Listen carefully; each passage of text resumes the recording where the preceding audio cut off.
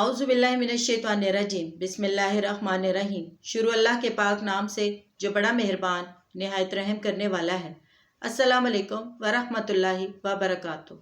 मेरी आज की इस वीडियो का टॉपिक है, आप उन लोगों को नहीं सुना सकते जो कब्रों में हैं।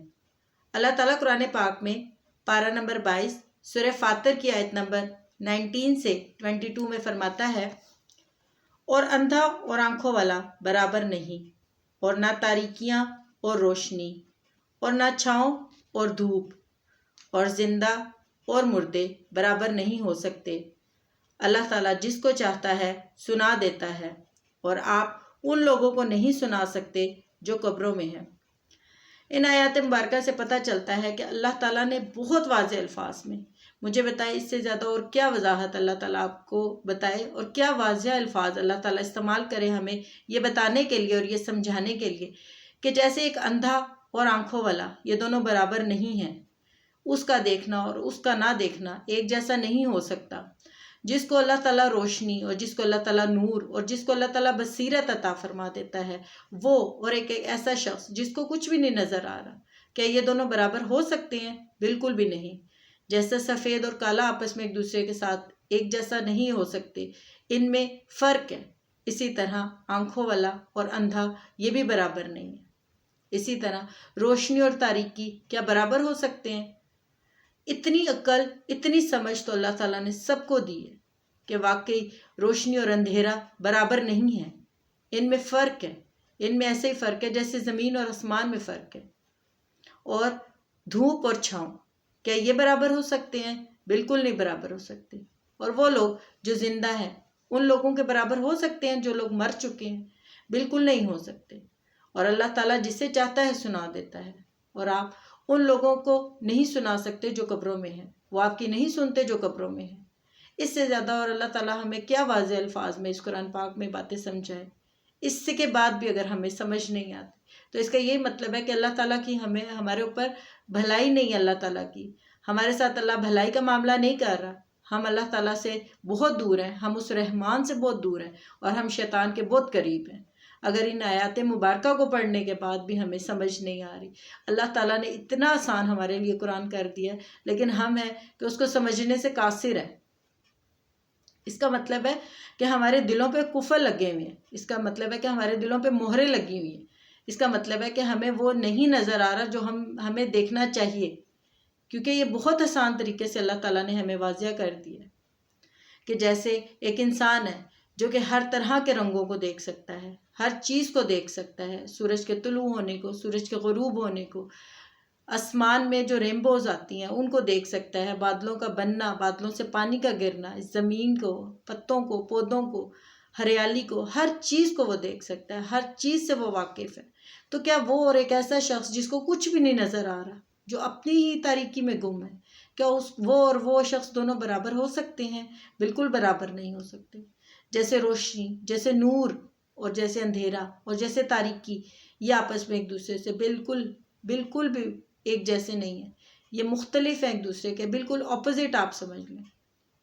तो इसी तरह हमारा भी यही हिसाब है कि हम भी जो हालिक हकीकी है उसके बजाय हम उन लोगों की तरफ जाते हैं जिन्होंने फ़ना हो जाना है। अल्लाह ताला की ज़ात को अल्लाह की ज़ात ने कभी फ़ना नहीं होना। अल्लाह ताला ही की ज़ात है जो हमेशा है और हमेशा से है और हमेशा हमेशा के लिए रहेगी।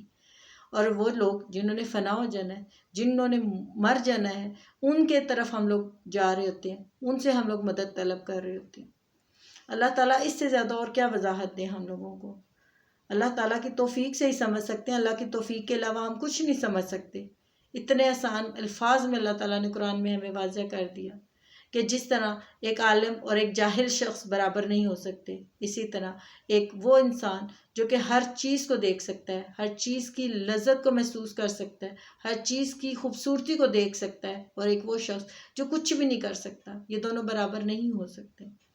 तो हमें चाहिए कि हम कब्रों वालों की तरफ जाने के बजाय उस रब की तरफ जाएं जो कि पूरी कायनात का मालिक और खालिक और राज़िक है।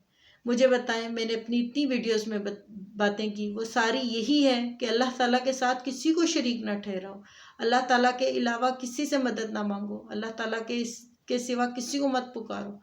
اللہ تعالیٰ نے ہر چیز کی مثال ہمارے سامنے واضح کر دی ہے۔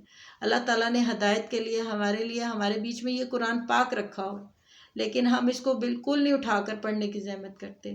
لمحہ فکریہ یہ ہمارے لیے، اگر اس کو نہیں پکڑیں گے تو اس اندھیرے جنگل سے کیسے گزریں گے، جو یہ دنیا کا ایک اندھیرا گھنا جنگل، اس میں سے ہم کیسے گزر سکیں گے؟ ہم نہیں گزر سکتے ہیں، ہمارے پاس روشنی نہیں ہے، ہمارے پاس قرآن کا نور ہی نہیں ہے، ہم اپنے رب کو سمجھ ہی نہیں پا رہے ہیں، ہم اپنے رب کی باتیں نہیں سمجھ پا رہے ہیں، تو پھر گمراہی میں مبتلا ہو کر ہم نے عذاب ہی کی طرف جانا ہے نا۔ ہم نے اللہ تعالیٰ کی جنت کے تو ہم مستحق نہیں پھر بن سکتے جب ہم اپنے رب کے ساتھ کسی اور کو شریک ٹھہراتے ہیں۔ اتنا بڑا ظلم ہم اپنی جانوں کے اوپر کرتے ہیں، کسی کے اوپر ظلم نہیں ہے، یہ ہماری اپنی جانوں کے اوپر ظلم ہے۔ اللہ پاک نے تو اتنا واضح کر کے قرآن پاک اتنے سادے الفاظ میں اللہ تعالیٰ نے ہمیں بتا دیا، پھر بھی اگر ہم نہ سمجھیں تو پھر اس میں کس کا قصور ہے؟ یہ سوچنے کا مقام ہے، یہ فکر کرنے کی جگہ ہے۔ یہاں پر 2 دن کی، 3 دن کی، 4 دن کی عیاشی کی زندگی ہے، پلٹ کر اپنے رب کی طرف ہی جانا ہے۔ پھر اس وقت ہم کیا اللہ تعالیٰ کو جواب دیں گے کہ اللہ تعالیٰ تیری قرآن میں اتنی وضاحت سے تو نے اتنی تفصیل سے اور اتنی آسان الفاظ استعمال کیے تھے ہمیں سمجھانے کے لیے، لیکن ہم بے وقوف، ہم جاہل لوگ اس چیز کو سمجھ نہیں پائے۔ دھوپ اور چھاؤں مجھے بتائیں برابر ہو سکتی ہے، ایک جیسی ہو سکتی ہے؟ آپ دھوپ میں بیٹھ کے جو ہیٹ، جو شدت، جو حرارت محسوس کرتے ہیں، چھاؤں میں بھی بیٹھ کے آپ کو وہی محسوس ہوتا ہے یا اس کے بالکل اپوزٹ ہوتا ہے؟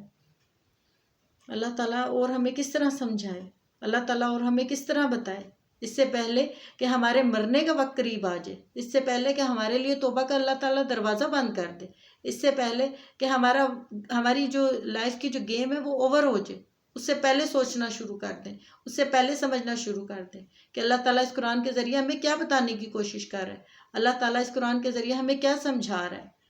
یہ نصیحت ہے ان لوگوں کے لیے جو نصیحت کو سمجھیں، جو نصیحت حاصل کریں۔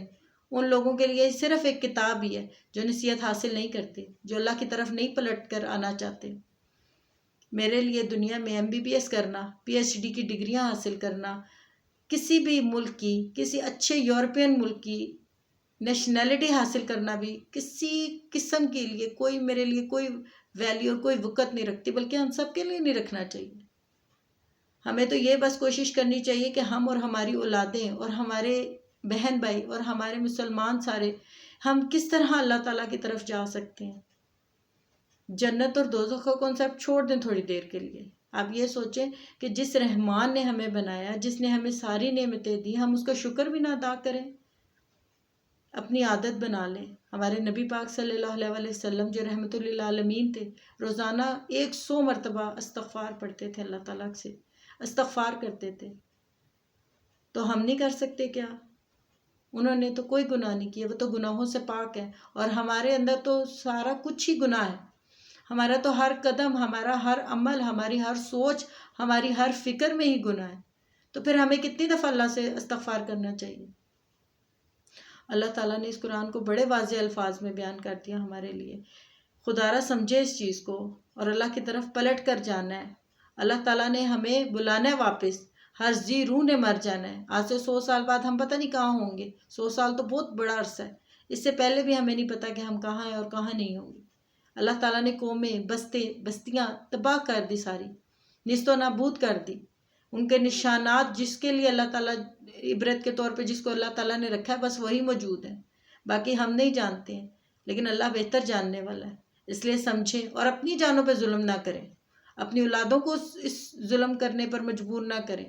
اللہ اپنے آپ کو اور اپنی اولادوں کو اور اپنے تمام مسلمان بہن بھائیوں کو اس وقت ٹائم ہے کہ ان کو یہ بتائیں کہ اس قرآن کو ترجمے کے ساتھ پڑھیں اور اس کو سمجھنے کی کوشش کریں، اور اللہ تعالیٰ سے مدد مانگیں، ہدایت مانگیں اللہ تعالیٰ سے۔